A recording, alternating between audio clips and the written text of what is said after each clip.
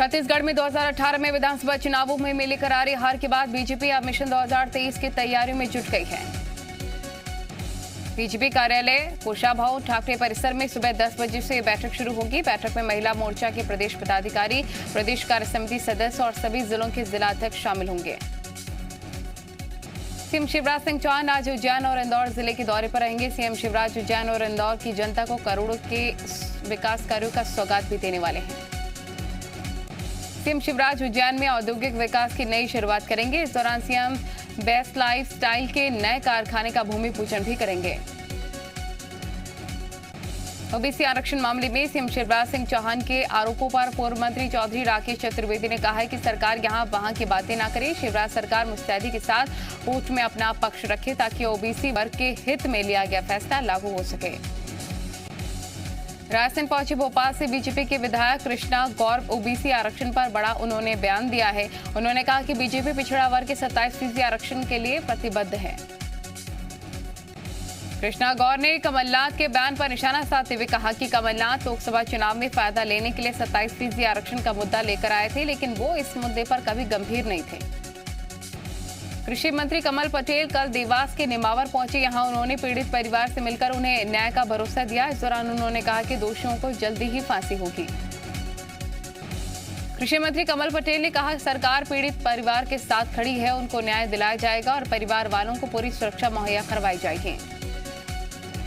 इंदौर में बीजेपी के जनजाति मोर्चा के प्रदेश अध्यक्ष कल सिंह भावर ने नेमावर हत्याकांड की सीबीआई जांच की मांग की। कल सिंह भावर का कहना है कि जिस दिन नेमावर में घटना हुई थी, पीड़ित परिवार के मिलने के लिए मोर्चा के पदाधिकारी पहुंच गए थे। कल सिंह भावर ने कहा कि मुख्यमंत्री के निर्देश पर दोषी पर कठोर कार्रवाई की गई है और पीड़ित परिवार को 41 लाख रुपए की मदद दी गई है। भोपाल से बीजेपी सांसद प्रज्ञा ठाकुर ने पुलिस की कार्यप्रणाली पर सवाल उठाए हैं। एक पीड़िता को न्याय दिलाने के लिए कोलार थाने पहुंची प्रज्ञा ठाकुर ने कहा छेड़खानी, लव जिहाद और ट्रिपल तलाक के मामले में थानों में सही से सुनवाई नहीं होती है। रायपुर के अवैध रूप से संचालित बाल गृह मामले में महिला बाल विकास और पुलिस की टीम जांच में जुटी। मामले की जांच के लिए महिला बाल विकास और रायपुर पुलिस मध्य प्रदेश जा सकती है। महिला बाल विकास विभाग के अफसर इस बात से हैरान हैं कि आखिर मंडला के इतने बच्चों को संस्था नवा रायपुर कैसे और कहां से लाया। संस्था ने बच्चों से संपर्क कैसे किया। महिला बाल विकास की टीम को मामले में किसी गिरोह के भी सक्रिय होने का शक है। छत्तीसगढ़ में पिछले 24 घंटे में कोरोना के 359 नए मामले आए सामने, जबकि 3 लोगों की कोरोना से मौत। कोरोना से बचने के लिए वैक्सीनेशन सबसे सुरक्षित उपाय है, लेकिन सतना में जिंदगी के एक डोज के लिए जिंदगी ही दांव पर लग रही है। फर्जी तरीके से कोर्ट का आदेश बनाकर प्रमोशन लेने के आरोप में आईएएस अधिकारी संतोष वर्मा को पुलिस ने गिरफ्तार कर लिया है। साल 2016 में संतोष वर्मा के खिलाफ एक महिला ने शादी का झांसा देकर ज्यादती का आरोप लगाया था। लोक सेवा आयोग ने संतोष वर्मा के खिलाफ आपराधिक मामलों की जानकारी मांगी थी। आरोप है कि संतोष वर्मा ने कोर्ट का फर्जी आदेश पेश कर दिया। फिलहाल इस मामले में भोपाल में तैनात आईएएस अधिकारी संतोष वर्मा को पुलिस ने गिरफ्तार कर लिया है। छत्तीसगढ़ हाईकोर्ट ने अहम फैसला सुनाते हुए कहा कि द्वितीय श्रेणी गेजेटेड अफसर पर कलेक्टर जुर्माना नहीं लगा सकते हैं। ये उनकी शक्ति और क्षेत्र अधिकार में नहीं है। खरगोन जिले के सनावद के पास डसल गांव में कल बाग रोटी का आयोजन किया गया। पूरे गांव में लोगों के घरों में चूल्हा नहीं जला, सभी का खाना खेत में बनाया गया। खरगोन जिले में मंजू शुक्ला नाम की महिला ने बताया है कि बाग रोटी पुरानी संस्कृति का हिस्सा है। इस दिन किसी के घर चूल्हा नहीं जलता है। गरीब अमीर हर तबके की महिलाएं खेत में जाकर बाग रोटी का आयोजन करती हैं। निमाड़ी बाग रोटी का आयोजन काफी उत्साह और खुशियों भरा रहता है। नरसिंहपुर जिले के खुलरी गांव में मिल मालिक मुनाफाखोरी के चक्कर में मिलावटी गुड़ तैयार कर रहे हैं। गुड़ के नाम पर जहर तैयार किया जा रहा है। कीटनाशक, यूरिया, चूना पत्थर, लकड़ी का बुरादा, आरएनडी की मिलावट की जा रही है। नरसिंहपुर जिले के खुलरी गांव में जहां पर गुड़ तैयार किया जा रहा है, वहां पर चारों ओर गंदगी पसरी हुई है। कीड़े मकोड़े मरे हुए पड़े हैं, कहीं मधुमक्खी तो कहीं चिड़िया मरी पड़ी है। हेल्थ एक्सपर्ट का कहना है ये गुड़ बेहद ही जहरीला है।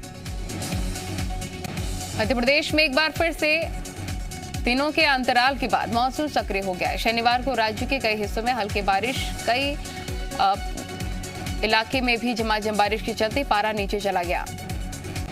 मौसम केंद्र भोपाल की माने तो एमपी में 17 जुलाई तक तेज बारिश होने के आसार हैं। इस बार मानसून ने जून के दूसरे सप्ताह में ही मध्य प्रदेश में आमद दे दी थी। इंदौर के गोविंदराम सेकसरैया प्रौद्योगिक विज्ञान संस्थान में अचानक से गिलहरियों की बढ़ती मौत के कारण कॉलेज को नो व्हीकल जोन कर दिया गया है। पिछले लॉकडाउन से पहले रोजाना 8 से 10 गिलहरियां सड़क पर मरी हुई पाई जाती थी। इंदौर में लॉकडाउन के बाद गिलहरियों की मौत होना बंद हो गया। इसके बाद सामने आया है कि गिलहरियां कॉलेज के 30 एकड़ बड़े कैंपस में चलने वाले वाहनों से टकराकर मर जाती थी। लिहाजा गिलहरियों को बचाने के लिए नो व्हीकल जोन घोषित कर दिया गया है। मंदसौर जिले में नारकोटिक्स विंग की हिरासत में हुई मौत के मामले में नारकोटिक्स विंग के सब इंस्पेक्टर, 2 आरक्षक और डॉक्टर पर मामला दर्ज कर लिया गया है। तस्करी के आरोप में पकड़ाए गए युवक सोखेल की कस्टडी के दौरान मौत हो गई। मंदसौर में बेपरवाही भारी पड़ सकती है। यहां पर लोग कोरोना गाइडलाइन की अनदेखी कर रहे हैं। बाजारों में उमड़ी भीड़ न तो सोशल डिस्टेंस का पालन कर रही है, न ही लोगों ने मास्क लगाया। मंदसौर में समय समय पर चालानी कार्रवाई भी की जा रही है। एक्सपर्ट्स के मुताबिक अगर सावधानी नहीं बरती गई तो कोरोना की संभावित तीसरी लहर मंदसौर वासियों पर भारी पड़ सकती है। ग्वालियर के इंदरगंज थाना इलाके में रफ्तार की कहर ने एक मासूम की जान ले ली। 3 साल की बच्ची अपने घर के बाहर बैठी हुई थी। इस दौरान तेज रफ्तार से आ रही कार ने उसे कुचल दिया। ग्वालियर हादसे में कार सवार युवक नशे में धुत बताया जा रहा है। हादसे के बाद आरोपी कार लॉक करके फरार हो गया, जिसके बाद आक्रोशित लोगों ने कार में तोड़फोड़ की। ग्वालियर में शुक्रवार को सचिन तोमर का शव मिलने का पुलिस ने खुलासा कर दिया है। सचिन की हत्या 4 लाख रुपए के लिए उसी के दोस्त समेत जैन ने की थी। शव मिलने के बाद परिजनों के बयान के आधार पर पुलिस आरोपी तक पहुंची। ग्वालियर में सचिन आरोपी के साथ जाता दिख रहा था। उसके बाद पुलिस ने अमित को हिरासत में लेकर पूछताछ की। उसने अपना गुनाह कबूल कर लिया। आरोपी ने सचिन से 4 लाख रुपए लिए थे, लेकिन पैसे वापस नहीं देना चाहता था। इसी के चलते आरोपी ने 2 दोस्तों के साथ मिलकर हत्या की साजिश रची। बैतूल में प्रेम प्रसंग के चलते एक सनकी युवक ने 3 लोगों की हत्या के बाद खुदकुशी कर ली।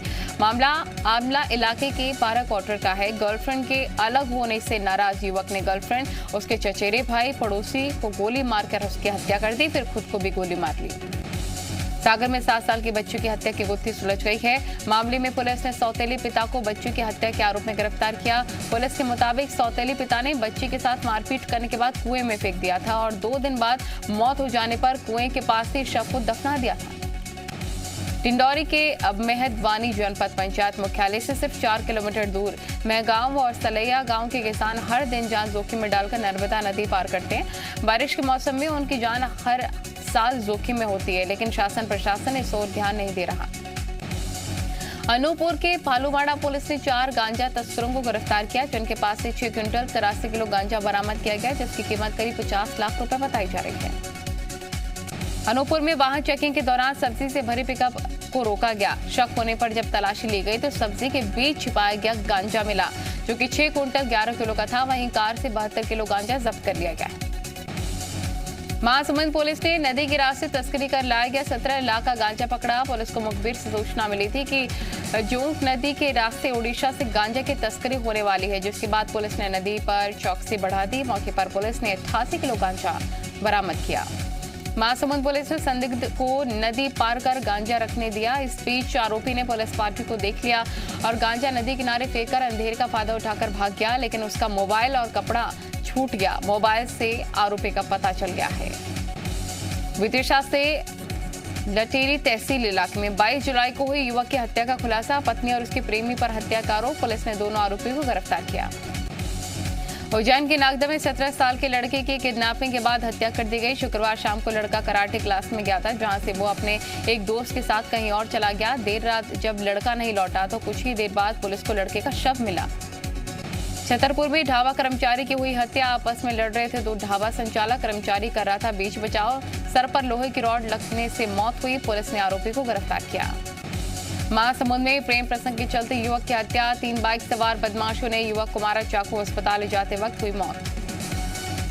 ग्वालियर जीआरपी ने चेन स्नैचिंग गिरोह के 2 सदस्यों को गिरफ्तार किया। ट्रेनों में करते थे ट्रेन स्नैचिंग और चुराते थे मोबाइल। चोरी का सामान बरामद। दतिया में बीते बुधवार की रात को शहर में फायरिंग कर उत्पात मचाने वालों पर शिकंजा। पुलिस ने 11 बदमाशों को हथियार के साथ गिरफ्तार किया। भोपाल में रेलवे में नौकरी दिलाने के नाम पर युवक से 6 लाख रुपए की ठगी का मामला है सामने। ठगी का आरोप स्वास्थ्य विभाग में तैनात महिला कर्मचारी शोभा खरे पर लगा है।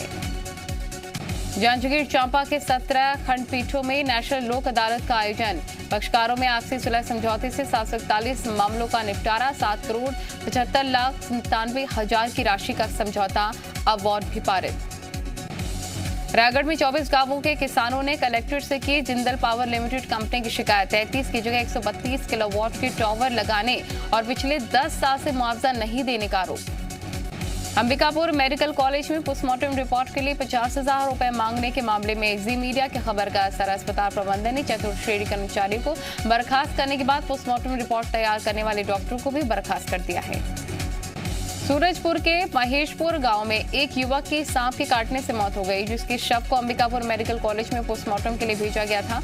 आरोप है कि पीड़ित परिजनों ने किसी तरह से 2,000 रुपए दिए थे, लेकिन ज्यादा पैसे की मांग के चलते रिपोर्ट नहीं दी गई थी।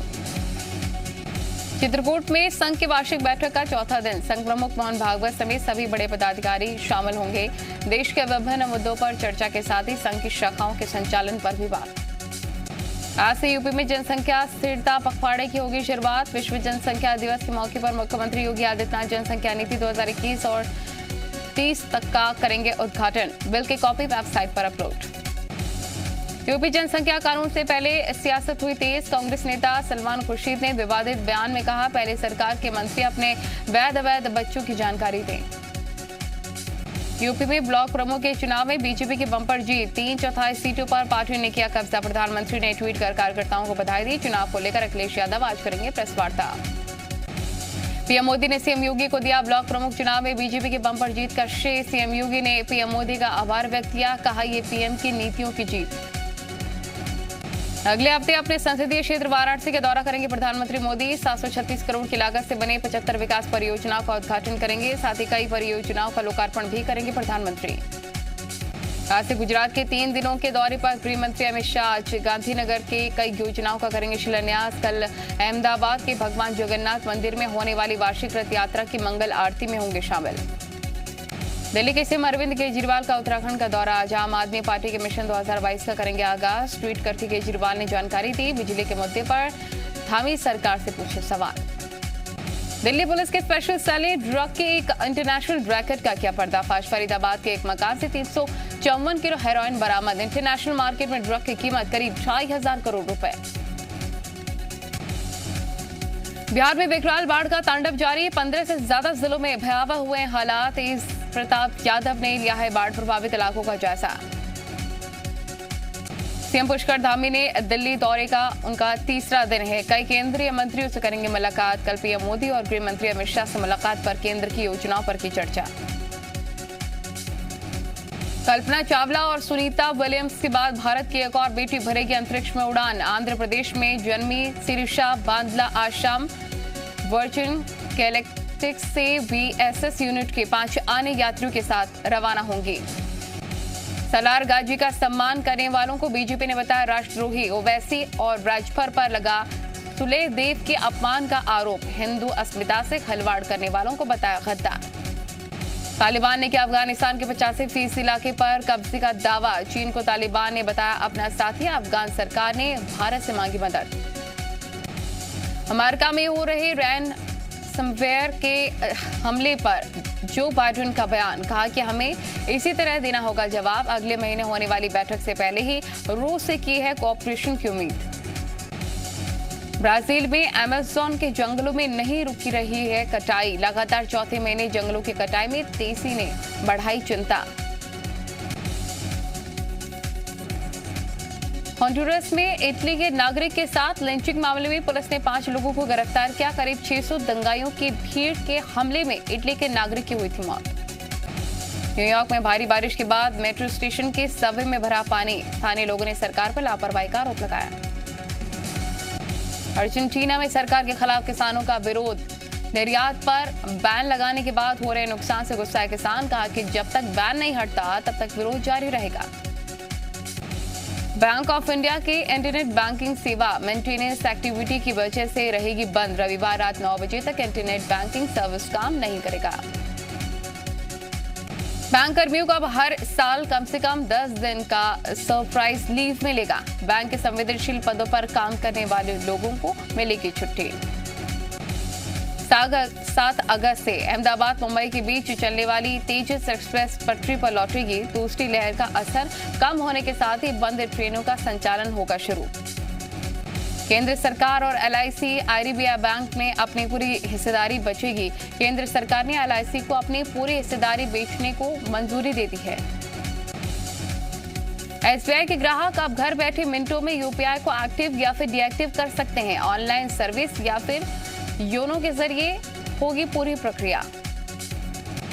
भारत श्रीलंका के बीच 18 जुलाई को होगा पहला वनडे। श्रीलंका के 2 खिलाड़ियों के पॉजिटिव होने के बाद सीरीज को रीशेड्यूल किया गया।